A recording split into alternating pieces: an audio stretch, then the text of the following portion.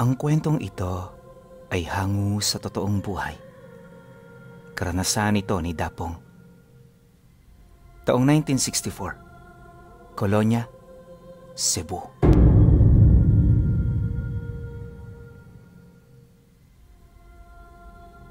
Anak ng bantay ng sakahan itong si Dapong.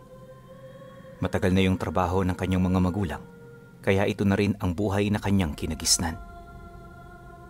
Ayon sa kanya, mabait naman ang amo nila at hindi sila nito pinupuwersa sa mga bagay-bagay. May pagpapahalaga rin ito sa kanilang pamilya dahil mahigit 30 taon na sila nitong katiwala. At sa loob ng mga taong yon, ni minsan hindi pa kinagalitan ng may-ari ang kanyang ama. Alam kasi nito ang hangganan ng kapangyarihan niya, kaya hindi ito umaabuso. Dagdag pa ng kanyang ama na ang sikreto sa magandang pakikitungo sa kapwa ay respeto at pagiging matapat. Kapag meron ka ng dalawang yan, kahit sino pwede mong maging kaibigan. Bagay na kanya namang sinang-ayunan dahil sa loob ng 2 dekada, nakita niya itong ginagawa ng tatay niya. Bilib na bilib si Dapong sa kanyang ama, kaya lahat ng sinasabi nito, bukal sa loob niyang sinusunod. Dahil dito, kung kaya't sa 5 niyang kapatid, siya ang pinakapaborito. Normal na para sa kanilang magkainggitan, pero hindi dumarating sa puntong na memersonal na ang mga ito. Bilang panganay, tungkulin ni Dapong na sundin siya ng kanyang mga kapatid sa landas na alam niyang tama. Kaya para magsilbing magandang halimbawa, paulit-ulit niyang pinapayuhan ang mga ito na maging masunurin at mapagmahal sa kanilang mga magulang. Ang problema, dahil sa mga bata pa ang mga kapatid niya, hindi yun gaanong nakakaunawa. Para sa kanila, isang laro ang buhay na hindi dapat seryosohin. Ngunit lingid sa kanilang kaalaman na ang ganoong paniniwala ay isang malaking pagkakamali. Makalipas ang ilang buwan, nagpatuloy ang kanilang pagbabantay sa sakahan. Ayon sa kanya, maliban sa pagkokopra ng nyog, araw-araw din silang naghahatid ng bunga ng mangga kapag panahon nito. Yun kasi ang pangunahing produkto ng amo nila. Gawa ng ang mga ganoong puno ang pinakamarami sa lupaing pinamamahalaan nila. At para naman magkaroon sila ng kita, hinahatian sila ng kanilang amo kapag naibibenta na nila ang mga ito. Ganon at ganon ang proseso ng kanilang buhay hanggang sa dumating ang isang araw na nagkaproblema sa kanila. At nagsimula ang lahat ng yan sa biglaang pagkamatay ng mga puno ng nyog. Noong una inakala nilang pinepeste lang ito, pero nang makita nila ito, napagtanto nila na wala namang mga insekto na kumakain sa ubod nito. Kaya nang madiskubre yon ng tatay niya, hindi yun nagdalawang isip na pumunta ng baryo para kitain ang amo nila. Sa mga sandaling yan, di pa naman ganun kalala ang pinsala, gawa ng 2 puno pa lamang ang naapektuhan. Pero sa totoo lang, malaki na ang bilang ng 2 puno. Hindi biro ang mababawas nito sa buwanan nilang kita, lalo pat ang mga punong yon ay kabilang sa mga nyog na malakas mamunga. Pagdating nila sa bahay ng may-ari ng lupa, nadatnan nila yung abala sa pagmamando sa mga trabahador nito. Nagmamay-ari rin kasi yon ng panaderya at tindahan ng mga bigas pinuno, kaya literal na marami yung pinagkakaabalahan sa buhay. Pagsilay naman ito sa kanila, agad naman itong iniwan ng pwesto nito. Hindi na rin yung nagdalawang isip na lumapit dahil alam nito na mayroong problema kapag sila ay bumaba ng baryo. Pagharap nito sa tatay niya, may hinahon naman yung nagtanong ukol sa kanilang sadya.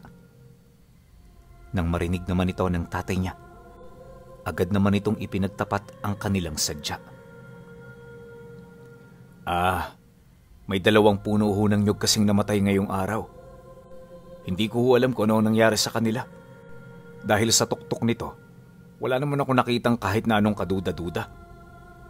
Matagal na ho akong mangungopra, Manoy Sebastian. Pero itong unang pagkakataon na namatayan ako ng nyog na wala namang dahilan.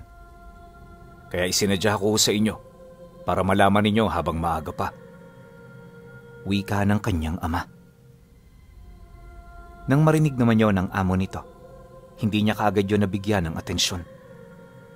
Nataon kasi noong marami talaga silang ginagawa, kaya naman ang ginawa nito, nangako na lang yung bibisita sa sinasakahan nilang lupa. Dagdag pa nito na, wag na muna silang kumilos hanggat hindi pa nila natutukoy ang sakit ng mga puno. Dahil sa sinabi nito, wala namang nagawa ang tatay niya kundi ang sumang-ayon. At sa loob ng 3 araw, tila bang mas bumibilis ang pagkaubos ng mga nyug. Tuwing hapon, kapag sila'y naglilibot, may nakikita silang matandang hukluban na dumaraan sa mga punong namatay na. Hindi nila alam kung anong ginagawa nito, pero kapag tinatawag nila ito, hindi yun nakikinig. Sinubukan din yung habulin ni Dapong pero di niya yun maabutan. Ayon sa kanya, parang may sapusa ang matanda dahil bigla na lamang itong nawawala. Isang kurap lang, kapag hindi ito nasundan ng kanyang paningin, hindi niya na ito maaabutan. At ang mas nakakapagtaka pa, paano ito nakakapasok sa lupain ng amo nila nang hindi man lang natutunugan ng mga aso? Pagsapit ng huling araw ng linggo, ito pa lang ang naging pagkakataon ng amo nila para masiyasat ang nangyayari sa lupa. Ang problema, nang dumating ito, tila bang huli na ang lahat. Nadatnan sila nito noong nagsasalba ng iilang mga puno na sa tingin nila ay meron pang pag-asa na mabuhay. Sa mga sandaling yun kasi, halos 6 na puna sa 100 puno ng nyug ang namatay. 30 rito ang nalalanta na ang dahon, indikasyon na naapektuhan na rin ito. Nang masipat ito ng kanilang amo, halos mapasigaw ito sa sobrang galit. Mabuti na lang, nadatnan sila nitong nagsasalba ng mga puno dahil kung nataong hindi, paniguradong sila ang mapagbabalingan ng galit nito. Ilang minuto pa ang lumipas, paglapit naman ito sa kanila, agad nitong tinanong ang tatay niya. Kesyo, bakit hinayaan niyang mangyari ang ganun? Hindi sila gumawa ng paraan para ito ay mapigilan at kung ano-ano pang mga dahilan na parang wala naman sa hulog. Pero dahil sa amo nila ito, mahinahong sinagot ng kanyang ama ang bawat tanong nito sa abot ng kanyang kaalaman. Ito na rin mismong humingi ng tawad, gawa ng aminado ito na wala silang magawa para mapigilan ang ganoong salot.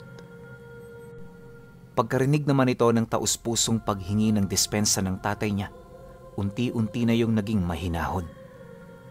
At sa halip na magwala ito at gumawa ng mga bagay na hindi akma, matyaga itong naghintay sa mga bagay na kanilang sasabihin. Yun nga lang, maging sila man, aminado na wala silang natuklasan sa loob ng 1 buong linggo. Ipinagtapat ng tatay niya na wala silang ideya sa mga sakit ng nyog, subalit may tao na silang pinaghihinalaan na maaaring may kagagawa ng lahat ng pangyayari. Nang marinig naman ito ng amo, seryoso itong nagtanong ng, Sabihin mo, sinong taong ito? Nakakapasok ba siya rito? Sino nagbigay sa kanya ng pahintulot na magpagala-gala sa lupain ko? Wala ho akong kaide-ideya Manoy Sebastian kung sino ito. Katunayan ho niyan, makailang beses na namin siyang sinubukang hulihin para makausap. Pero hindi namin siya mahuli-huli. May sapusa ata ang matandang yun eh. Kasi kapag nalilingat kami, bigla-bigla na lamang itong nawawala. Mamayang hapon ho, makikita naman natin yun dito. Kaya para humaniwala kayo, mas maganda na wag na muna kayong umalis. Sagot dito ng kanyang ama. Kaya nang marinig ito ng may-ari ng lupa, ora mismo itong pumayag. Wala na rin itong sinabi na kahit na ano, basta ang gusto nito, maipakita nila ang matandang tinutukoy nila. Pagpatak ng 4:00, nagsimula na silang maglibot kasama ang mga tauhan nito. Lahat ng parte ng nyogan sinuyod nila para makita ang kabuang pinsala sa mga puno. Yung amo nila, Halatang walang interes sa mga ito dahil ang paulit-ulit nitong bukang bibig ay yung matandang sinasabi nilang naglilibot sa lupain. Kalahating oras pa ang lumipas. Pagbaba ng sikat ng araw, dito nila ito nakitang nakatayo sa harapan ng buhay na puno. Payuko-yuko ito sa harapan nito, tapos may mga pagkakataon na sumisenyas ang kamay nito na parabang meron yung doong ibinubulong. Nang masipat naman yon ng amo nila, walang pagdadalawang isip niya yung pinagsisigawan habang minumura. Nagmamadali rin ito roong lumapit pero hindi dito natinag ang matanda. Kaya nang mapansin ito ng tatay niya, di sila nangahas na sumunod sa mga ito. Iba na kasi ang nararamdaman nito noong mga oras na yon. Gawa ng yung ikinilos ng matanda ay sadyang kakaiba sa mga malimit nitong ginagawa. Maya-maya pa, paglapit ng amo nila, nakapagtatakang hindi yun tumakas. Hinarap nito ang mga panauhing papalapit hanggang sa dito na nila nakita ang biglang pagputok ng buo nitong katawan. Paglaganap nito sa paligid, agad namang nagsiliparan ang halos libu-libong langaw. Yung iba sa mga ito, patungo sa kanila, pero ang karamihan sa mga yon, dinumog ang mga kalalakihang nagtangkang lumapit sa matanda.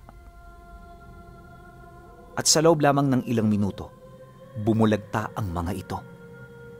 Nakita nila dapong ang pangyayaring yon, ngunit wala silang nagawa para makatulong. Hindi nagtagal, nang mawala na ang napakaraming salot, tsaka pa lamang nila nakita ang mga katawan nitong wala ng buhay. Paglapit nila roon ng tatay niya, napansin nilang humihinga pa ang mga ito, kaya tinulungan nila. Yun nga lang, nang akmang dadalihin na nila ito sa kanilang tahanan, biglang may kumapit dito na mga galamay na nagmumula sa nakausling ugat ng puno ng nyog. Mabilis itong kumapit sa katawan ng mga taong yon hanggang sa tuluyan na nila itong nakuha. At pagdikit nito sa katawan ng puno, kitang-kita nila kung papaano maging kakulay ng balat ng nyog ang mga ito. Unti-unti rin yung tumigas hanggang sa maging para na itong isang estatwa. Sa sobrang pagkagulat nilang mag-ama sa nangyari, di na nila ito nilapitan. Kahit na sino naman sigurong makakita ng ganoong milagro, mawawala ng lakas ng loob.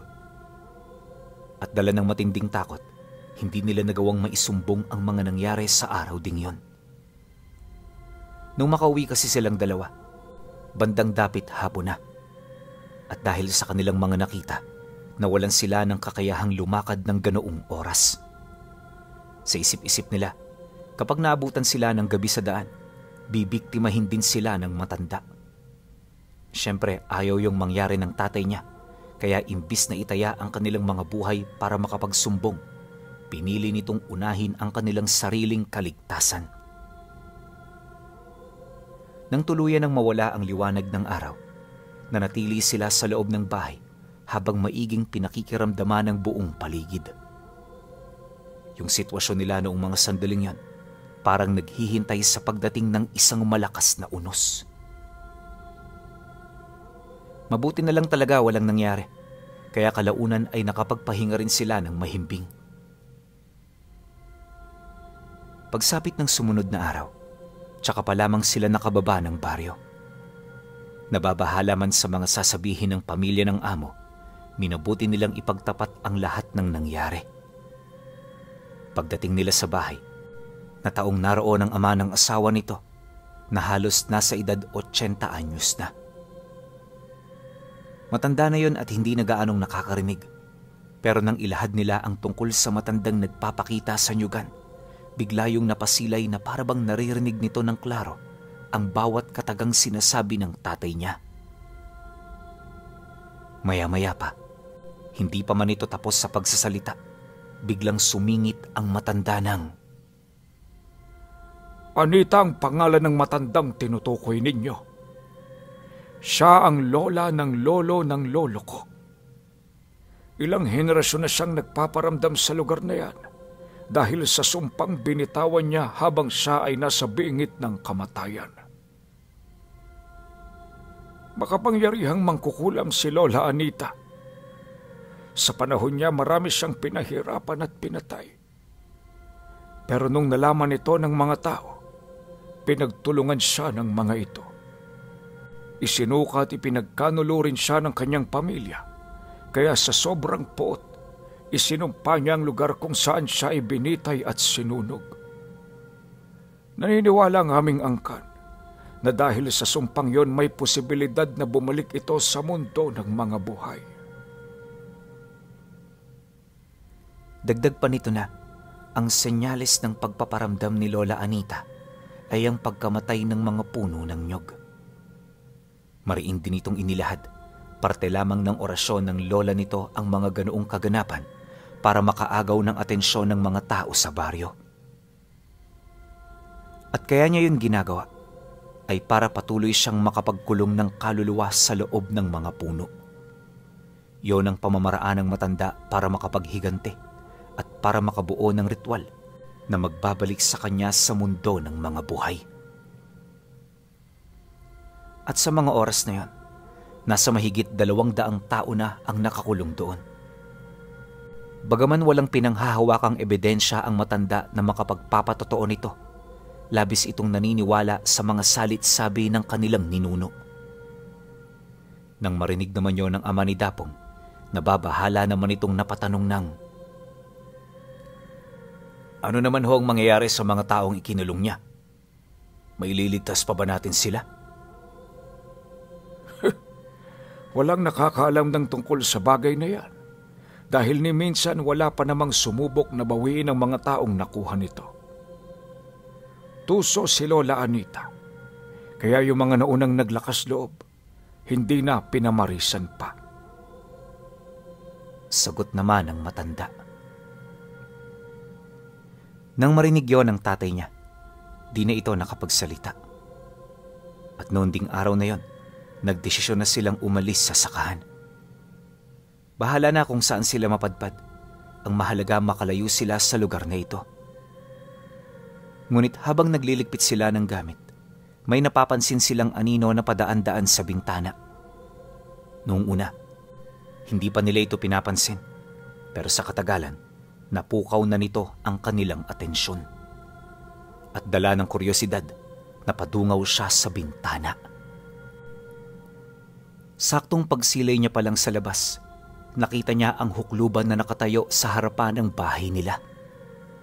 Pabuka-buka ang bibig nito habang marahan itong ikinukumpas ang dalawa nitong kamay. Nang masipat naman yun ni Dapong, nanginginig siya sa takot habang iniaalis ang kanyang paningin sa bintana. Pagbaling niya ng tingin sa tatay niya, agad naman siya ritong nagwika ng, "Tay, yung matandang si Anita, nasa labas. Anong gagawin natin?" Dahil sa kanyang sinabi, biglang natigilan ang lahat sa pagliligpit. Yung nanay niya, natulala, tapos yung mga kapatid niya, panay na sa pag-iyak. Sinubukan niya itong patahanin pero hindi yun umepekto dahil sa alam ng mga ito kung sino ang matandang tinutukoy niya. Maya-maya pa, nagdesisyon ang tatay niya na lumabas para makipag-usap. Inihanda na rin ito ang kanyang sarili sa mga posibleng mangyari. Nang mapagtanto naman ni Dapong ang binabalak ng tatay niya, agad niya itong nilapitan para samahan. Anya, hindi siya papayag na lumabas ang tatay niya nang nag-iisa at kung mamamatay man ito sa gagawing pagharap sa matanda, bukal sa loob siyang susunod sa kung anuman ang sasapitin ng kanyang ama. Nang marinig naman ito ang kanyang sinabi, di na siya nito pinigilan pa. Sa mga sandali kasing yan, parang nablangko na rin ang isipan nito. Hindi nagtagal, pagbukas nila ng pinto, napansin nilang kakaiba na ang itsura ng paligid. Laganap na rito ang presensya ng kamatayan at kahit saan ka lumingon, wala ka nang makikitang may buhay. Sa pinakasentro ng lahat ng yon, nakatayo ang matandang pinagmumulan ng napakabigat na presensya. Habang nakatingin ito sa kanila, panay ang pagdasal nito ng mga salitang di nila maunawaan. Maya-maya pa, bigla nitong itinarak ang matatalas nitong kuko sa lupa bago ito nagsimulang lumakad papalapit. Pagharap nito sa tatay niya, agad yung napasilay sa kanya habang nagwiwika ng, "Ikaw ang aatasan kong umalis. Bibigyan kita ng 1 linggo para madala rito ang manggagamot na hinahanap ko. Papuntahin mo ang taong yun. At kapag nagawa mo ito, mababawi mo ang buhay ng pamilya mo." Pagkasambit nito ng mga kataga, bigla namang nilamon ng lupa ang kanyang ama. Ganon din ang nangyari sa bahay nila hanggang sa hindi na niya marinig ang sigaw ng kanyang pamilya. At sa isang kisap mata, bumalik ang nakakabinging katahimikan ng paligid. Unti-unti na ring nawala ang mga patay na puno, kalakip ng presensya ng kamatayan na kanina niya pang nararamdaman. Pagtalikod naman ng matanda, agad namang naging alikabok ang buo nitong katawan. Matapos ang pangyayari, dito na siya nakaramdam ng matinding panghihina. Gustuhin man niyang lumakad, masyado itong imposible dahil yung mga tuhod niya hindi pa tumitigil sa panginginig.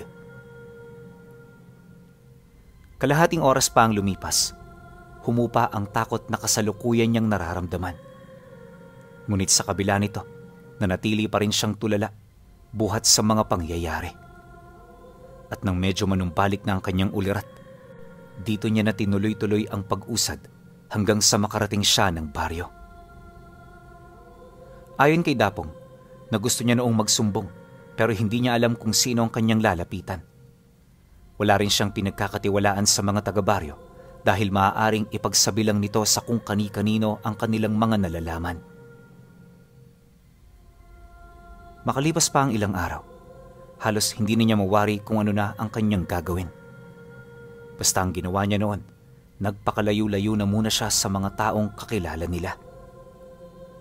Kaya naman niya ito ginawa ay para mapanatiling lihim ang mga nangyari sa kanyang pamilya. Di nagtagal, dahil sa bilis ng pagtakbo ng oras, napansin niya na 1 buwan na pala ang nakakalipas. Kung saan-saan na rin siya noon nakapunta para maghanap ng albularyo, pero wala siyang nakilala. At lahat ng taong may alam sa lihim na nakasalamuhan niya ay pawang mga ordinaryong tao lang. Kapag nakakaramdam siya ng ganon, hindi na niya pinatatagal ang kanilang ugnayan. Sa isip-isip niya kasi, wala siyang sapat na oras para sa mga ito. Magmula noon, natuto si Dapong na kumilatis ng tao. At habang tumatagal ang kanyang paghahanap, paunti-unti ay nawawala na rin ang liyab ng pag-asang namumutawi sa kanyang kalooban. Masakit mang sabihin pero yung nangyari sa kanyang pamilya ay tila bang natatanggap na niya. Pero kahit gustuhin niyang sumuko, may kung ano sa kanyang kalooban ang paulit-ulit na nagsasabi na magpatuloy siya. Kaya naman kahit sa kabila ng kagustuhan niyang bumitaw sa kanyang pangako, hindi niya ito magawa-gawa. Kapag kasi naaalala niya ang kanyang mga kapatid, bumabalik ang kagustuhan niyang iligtas ang mga ito. 2 taon nang lumipas sa mismong taong nabanggit, napakalayo na ni Dapong sa kolonya. Dito na rin niya nakilala ang isang matandang albularyo na kilala sa tawag na Ugmay Apo. Itong si Ugmay Apo Pinuno, katangi-tangi ang taglay na abilidad, kaya nung nakilala niya ito, naniwala siyang yon ang magpapalaya sa pamilya niya. Ang kaso lang, nung makausap niya ang matanda, wala sa isip nito ang maglakbay patungo sa kanilang lugar. Ilang beses na rin niya itong pinilit, pero sa kasamaang palad hindi sumang-ayon sa kanya ang panahon. Nakakapanlumo ang pagtanggi ng matanda sa kanyang pakiusap, ngunit kahit papaano nauunawaan naman niya ito. Kagaya niya, meron din itong pamilyang inaalagaan at pinoprotektahan. Ramdam din niya ang kagustuhan nito na huwag mawalay sa mga taong mahalaga sa kanya. Kaya nang marinig niya ang rason ng matanda, di na rin siya nagpumilit. Pagsapit ng huling araw ng pagbisita niya sa bahay nito, inilahad niya rito ang kanyang plano. Ugmay apo, uwi na lang ho ko. Naunawaan ko na ho ang rason ninyo at tanggap ko rin naman ang mga nangyari sa kanila. Minsan, merong mga pagkakataon sa buhay natin na kailangan nating sumuko kaysa lumaban pa. Hindi po ito pagtatalikod, kundi para ito sa aking ikakatahimik. Wika ni Dapong sa matanda. Nang marinig naman ito ni Ugmay apo, tumangulang naman ito habang sumasagot sa kanya ng, Tama ang sinabi mo. Pero bago ka umalis, puntahan mo si Isidro. Dati ko tong disipulo at naniniwala ako na meron itong maitutulong sa iyo. Hangad ko ang kaligtasan ninyong dalawa. Sana magtagumpay kayo sa inyong mga binabalak. Pagkasambit nito ng mga katagang yon, dito na nabuhayan ng loob si Dapong. Walang sabi-sabi, agad niyang pinuntahan ang bahay ni Isidro na halos 3 milya ang layo sa bahay ni Ugmay apo. Pagdating niya roon, nang marinig nito ang pinapaabot na pakiusap ng dati nitong maestro, wala na rin yung nagawa kundi ang sumunod. At pagkatapos ng kanilang pag-uusap, agad silang lumakad pagpatak ng hapon. Hindi na nila alintana ang pagsapit ng gabi, gawa ng naghahabol din ito ng oras. Akala ni Isidro, isang simpleng problema lamang ang kinakaharap ni Dapong, pero pagdating nito sa kanilang lugar, sumalubong sa kanila ang nakamamatay na enerhiya. At kahit malalim ang karanasan ng taong yon, hindi nito may pagkakaila na pinanghinaan ito sa harap ng presensyang naramdaman niya. Ayon sa albularyo, isang makapangyarihang demonyo ang naninirahan sa lugar, kaya hindi magiging madali kung susubukan nila itong palayasin. Nakita rin ito ang katawan ng taong nakabaon sa mga puno ng nyog, na ayon dito, itinago ng nilalang sa isang manipis na uri ng sabulag. Yun nga lang, kapag wala kang ikatlong paningin, hindi mo ito mapapansin. Sa loob ng ilang minutong paglilibot nila sa lupa ng amo ng tatay niya, naramdaman ni Isidro ang mga bagay na alam niyang papatay sa kanila. Kaya sa halip na tumulong, agaran itong lumabas ng lugar na yon. Pagdating nilang dalawa sa baryo, nagkausap sila ng masinsinan ukol sa mga naranasan nito. Sa kanilang pag-uusap, wala itong ibang ipinayo, kundi kalimutan na lang ang lahat. Dagdag pa nito na, tanging si Ugmay apo lamang ang makakapatay sa nilalang na yon. Kaya kung magpupumilit sila, maaaring mapabilang sila sa marami nitong mga biktima. Pagkasambit nito ng mga bagay na kinakailangan nilang malaman, tinapik nito ang kanyang balikat habang nagwiwika sa kanya ng, Pasensya ka na bata, pero hindi kita matutulungan sa problemang ito. Uuwi na ako, at ikaw naman simulan mo na mag-isip ng paraan kung paano ka makapagbabagong buhay. Nang marinig niya ang sinabi nito, natulala lang siya habang tumatango. Sa mga oras na yon, wala sa isip niya na magpumilit pa sa albularyo. Alam niya kasi na kahit na anong gawin niya, hinding-hindi na mababago ang desisyon nito. Pag-alis nito sa kanilang lugar, blanko ang isip niyang naglakad. Walang direksyon, hanggang sa nanumbalik ang ulirat niya. Pagbaling niya ng tingin sa paligid, nakita niya ang lugar na dating pinagtitirikan ng kanilang bahay. Masukal na ito at liblib, pero ang mga memorya nila rito ay nanatiling buhay. Bagaman dapit hapon na noong mga sandaling yon, wala siyang naramdamang kahit na anong takot sa katawan. Malaya niyang pinagmasdan ang kagandahan ng lugar, hanggang sa dito niya nasilayan ang matandang si Anita. Habang naglalakad ito papalapit, nanlilisik na ang mga mata nitong nakatitig. Sinusubukan din siya nitong sindakin pero hindi siya natinag. Hindi niya mawari pero noong mga sandaling yun parang nawala ang takot niya sa kamatayan. Kaya kahit anong gawin ito, wala itong magamit na kahinaan laban sa kanya. At sa loob ng ilang minutong pagpapaikot-ikot sa kanya ng matanda, nanatili ang ganoon niyang estado. Dahil dito, unti-unti yung ngumisi habang nagwiwikas sa kanya ng, Unang beses akong makakita ng taong hindi takot mamatay. Hanggang kailan mo kaya balak mapanatili ang ganyang katapangan, bata? Bueno, susubukan kita. Nang marinig niya ang sinabi nito, tumangulang naman siya habang blanko ang emosyon sa kanyang mga mata. Pagsilay naman ng matanda sa naging sagot niya, bigla yung umatungal ng napakalakas, kasabay ng mabilis na pagbalot ng kadiliman sa paligid. Sa isang kisap mata, nakarating si Dapong noon sa dimensyong pinaghaharian ng matanda. At mula sa lugar na yon, hindi lang daan-daang tao ang kanyang nakita, kundi libu-libong nilalang ang walang sawang dumadaing at humihingi ng tulong.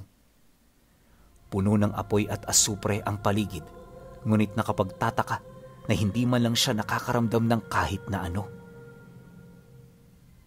Ayon kay Dapong, isang buwan siyang naroon, kaya nakita niya mismo ang gawain ng matandang si Anita. Tuwing umaga, ibinabalik siya nito sa mundo ng mga tao, pero kapag hapon, kasama siya nitong bumabalik sa dimensyon, bit-bit ang mga taong nahuhuli nito sa kanyang teritoryo. Linggo-linggo, mahigit sa 6 katao ang nabibiktima nito, at ang mga taong yon hindi maganda ang kinahahantungan. Sa dimensyon ding yung pinuno, nakita niya ang bahay nila at ang pamilya niyang masayang namumuhay. Kahit isang malaking kabalbalan ang ganoong ilusyon, aminado siya na natutuwa na rin siya. At dahil sa mga ito, kung kaya't naging komportable si Dapong na magpabalik-balik dito.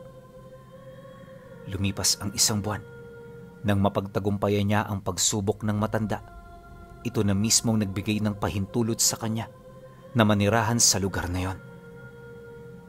At magmula noon, itong si Dapong na ang naging